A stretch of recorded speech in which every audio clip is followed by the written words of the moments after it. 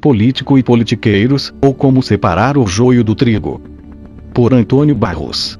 Santana comemorou este ano seu 30º aniversário. São, portanto, 3 décadas de emancipação política e mesmo assim, o município teima em ficar patinando, não sai do lugar. Os indicadores sociais estão aí escancarados para pesquisa, consulte-os.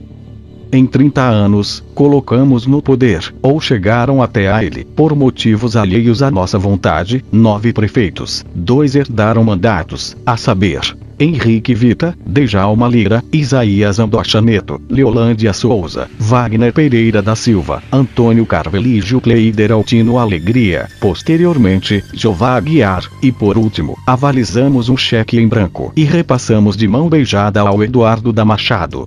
Calote à vista. De administrações relevantes, em um mar de desgovernos, podemos destacar as atuações do Henrique Vita e Wagner Pereira da Silva. O primeiro fez história. Por sua coragem e boa dose de astúcia, ousou trazer a sede do município para a antiga Fazenda Campo Alegre, Grupo Setemco, e com isso deu um novo rumo a essa região abarrotada de latifúndios. O segundo, Dr. Wagner, foi talvez a maior liderança política de Santana do Araguaia.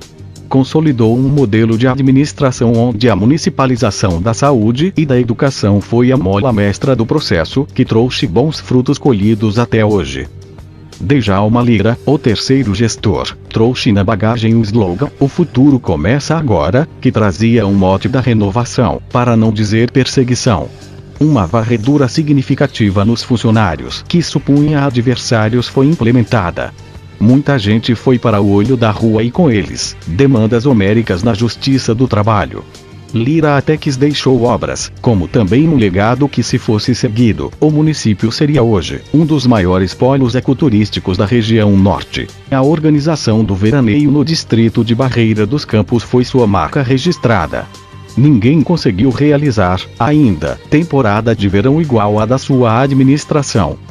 O filho ilustre de Barreira dos Campos, Isaías de Souza Neto, o Andocha, tinha bastante apelo popular, embora um embuste.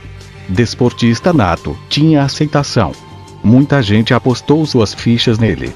Mesmo que tivesse a melhor das intenções, não teve tempo para mostrar a que veio. Uma enxurrada de processos lhe mostrou a porta da rua e assim conseguiu, no pouco tempo que ficou no comando do município, construir apenas um estacionamento de bicicleta e um outro para táxi, além, claro, de fazer um gabinete de responsa para seu deleite, mobiliá-lo, enfim, deixá-lo de acordo com seu enorme ego, bem maior que a sua vontade de fazer algo para e pelo povo. Aí veio Antônio Carvalho, o Bitinguinha. A seu modo, e com a prefeitura inteira dentro de uma bolsa a tiracolo, levou adiante o projeto do beijo no coração do povo. O povo, seu coração e alma calejados, por sua vez, recebeu uma enorme punhalada pelas costas. Quem esperava um governo humano, com forte combate às desigualdades sociais, foi obrigado a conviver com um gestor arrogante, que nunca se dispôs ao diálogo. No período Bitinguinha, à sua maneira, teve conquistas na educação e na saúde, o que não se pode negar. Por outro lado, não deixou saudades. Faltou coragem. Empecilhos como a falta de coragem em mudar os figurões do primeiro escalão do governo anterior, fez com que trouxesse para si a culpa pelo surgimento do factoide Alegria, o palhaço que quebraria a panelinha que há 16 anos governava Santana do Araguaia. Fanfarrão, quebrou a panela e o município. Assumiu o vice incipiente, Jeová. Daí apareceu o menino Eduardo e sua sede de poder. Ávido, tratou de abrigar-se no DAS 10 no município de Ananindeua e tranquilo fez campanha por 8 anos até conseguir a chave do sonhado cofre. Resultado evidente, barulhento como o tilintar das moedas multiplicadas. O Ministério Público do Estado do Pará se cansou das trapalhadas do prefeito, do corolário de denúncias, e a Polícia Federal fez uma visita surpresa à sede da prefeitura e aos fornecedores de bens e serviços da mãe leiteira, viúva sofrida. Resumo da ópera. Henrique Vita construiu a sede da prefeitura, Câmara Municipal de Vereadores, Fórum, Tribunal do Júri e residências para autoridades do Judiciário. Construiu a creche e a escola Terezinha Abreu Vita. Abriu várias ruas e avenidas. Construiu o Contur, Centro de Convenções e Turismo, o estádio que leva seu nome, almoxarifado e oficina pública. Na sua gestão a economia andava bem, pois o município e seus latifúndios gerava muito emprego. Dinheiro da SUBA, da fundo perdido, era despejado aos montes no embrionário projeto. Poucos ousavam sair de seus empregos nas empresas privadas para se arriscar no funcionalismo público. Obras a perder de vista. A pista do aeroporto e o frigorífico Atlas com seu hotel 3 estrelas foram conquistados graças à sua intervenção.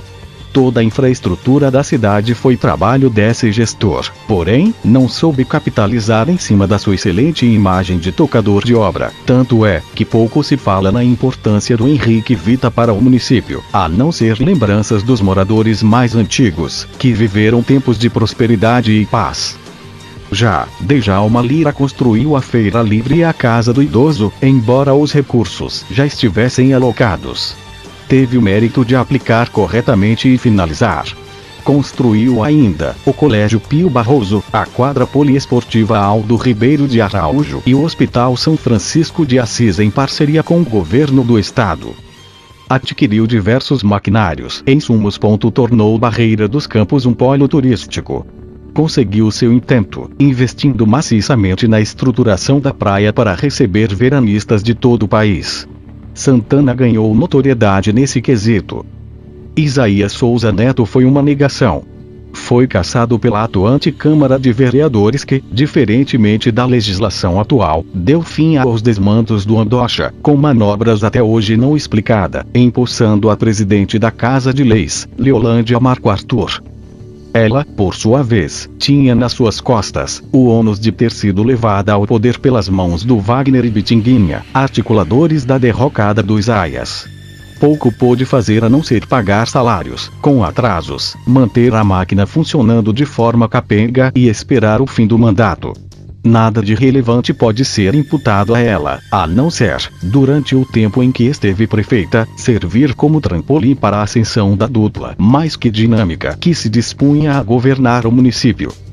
Eleito com a esmagadora maioria dos votos, Wagner Pereira da Silva tratou logo de sanar as finanças públicas. Pagou 6 meses de salários atrasados do funcionalismo e a fornecedores, herdados das administrações anteriores. Negociou a dívida com o INS, efeito da mudança do município, fruto da péssima manobra do Vita, para que o município pudesse efetuar convênios e parcerias na esfera federal. De uma só vez, municipalizou a saúde e a educação, possibilitando novas fontes de recursos. Implantou diversos programas e projetos que beneficiaram diretamente os profissionais dessas áreas e, por efeito, o cidadão. Resgatou a dignidade do funcionário público com o pagamento dos salários, resgatando a dignidade do servidor público. Informatizou os órgãos públicos. Construiu as escolas Tuti Maria de Lourdes Casadini. Ampliou e construiu também várias escolas na zona rural e distritos. Postos de saúde e o ginásio de esportes Giovanni Queiroz foram implantados. Pavimentou diversas ruas e avenidas da cidade. Ampliou o sistema de iluminação pública, levando benefício para a Vila Mandi. Efetivou o maior programa de cobertura social em apoio às famílias carentes, além da entrega de dezenas de casas populares sem ônus para os beneficiários. Fato: moradores dos distritos não lhe viam com bons olhos. Mesmo assim, emplacou um segundo mandato sem sequer ter adversário e reelegeu-se sucessor. Aí veio Antônio Carvelli. Tentou aplacar a ira dos barreirenses e dos residentes na Vila Mandim, dividindo o bolo dos benefícios concentrados na gestão anterior para essas localidades. Dotou de infraestrutura Barreira dos Campos com a construção da quadra de esportes, praça e calçamento. Melhorou sensivelmente a orla de Barreira dos Campos. Se equivocou no asfaltamento de pouco mais de 1.000 metros de avenidas dos distritos de Nova Barreira e Vila Mandi. Efeito zero. Levou energia para Nova Barreira, sonho distante. Investiu na educação, implantando um polo de faculdade e auxiliando universitários em deslocamento para outros municípios. Deu nova cara à entrada da cidade com a construção de praças, espaço de exposição de artesanato, corretos e pistas de atletismo. Calçou ruas e avenidas de bairros periféricos. Construiu com a contribuição da população o centro comunitário. Dotou o Hospital São Francisco de Assis de equipamentos, possibilitando realizar cirurgias de maior complexidade. Ampliou as dependências e contratou profissionais da saúde para atender os munícipes, além de manter em dia a folha salarial. Gilcleide Altino Alegria aproveitou o ensejo, bateu pesado na administração bitinguinha e foi feito prefeito. Construiu bois e conversas para boi dormir. Construiu uma espécie de subrodoviária. Trouxe mão de obra de outras praças em detrimento do santanense. Shows e falácias de campanha foram reduzidos a nada. Tentou ascensão política via esposa. Não conseguiu. Foi desapiado do poder por uma manobra até hoje não esclarecida. Sumiu da política como melancia em bocas sedentas. Tenta retornar por outras vias. Seu vice, Jeová Aguiar, assume em meio a muita dívida e descrédito junto à população. Tentando consertar o rombo na prefeitura. Não conseguiu. Inovou colocando iluminação no estádio Henrique Vita. Pouco diálogo, inseguro entrou, intranquilo saiu. Já foi tarde. Espaço aberto para o homem do machado. Um corte profundo na imagem do município. Ministério Público do Estado do Pará, GAECO e Polícia Federal efetivam uma batida atrás de supostas denúncias contra o prefeito e assessores. Rombo milionário é investigado.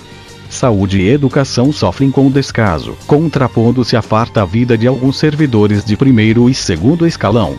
Decepção, reclamação, choro, lamento e o fim de feira se anuncia. Merecíamos bem mais, não acham, meu povo? Afinal, são 30 anos de vida sofrida. Tem muito dinheiro essa prefeitura. Aliás, quem sabe quanto entra de fundo de participação dos municípios nesse município? Imposto sobre circulação de mercadorias e prestação de serviços, imposto predial e territorial urbano? Educação, saúde, quanto tem de recurso? Temos que estar atentos a essas questões.